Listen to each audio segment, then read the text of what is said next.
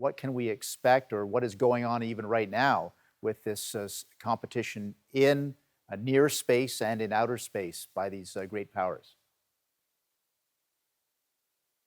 The competition is escalating. The contest is escalating. Uh, there are very strong factions getting developed.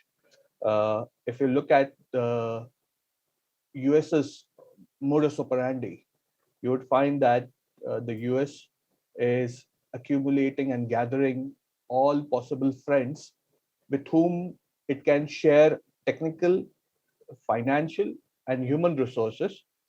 And all these resources between the US and its partners are getting pooled under an agreement known as the Artemis Accords.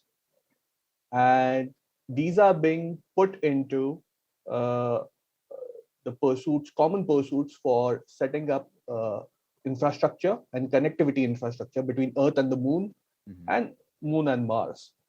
Likewise, the Russians and Chinese also have very similar plans, although they haven't got many countries as a signatory as the US has with the Artemis Accords.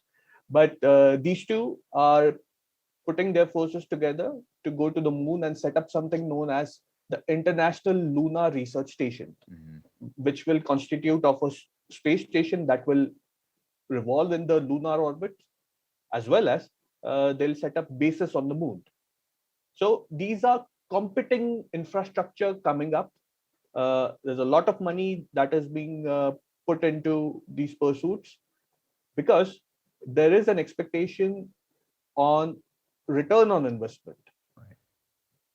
So, yeah, like for go ahead. instance, Yeah.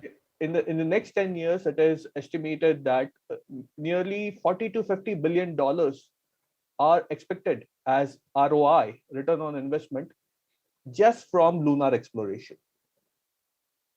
So So this is interesting because obviously there seems to be two goals. There are lunar bases, either orbiting the moon or on the moon itself, and then exploratory missions to Mars as well.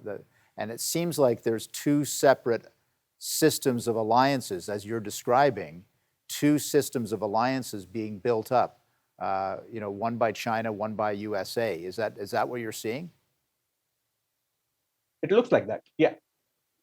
Interesting. Now, the other aspect of this, of course, and you've written about this, is we now have the private sector involved in space projects, exploration, and so on. SpaceX comes to mind, and it's in our world. It's not just NASA; it's also these private companies. How does that change things? See, just like every startup which needs uh, research grants at the very beginning of its pursuit, or at the very beginning of its inception, uh, grants come from governmental monies. Whereas as the startup and the technology that it is cultivating, as it matures, it then starts attracting equity investments or private investments. Exactly, similar thing has happened in terms of space exploration, where in the initial years it was the government and the government space agencies that carried the space programs on their shoulders, and eventually they started cultivating and nurturing numerous private companies who would become contractors to build certain systems and components for the space program. Today, after gathering experience of over few decades, the private sector is now ready to stand on its own feet.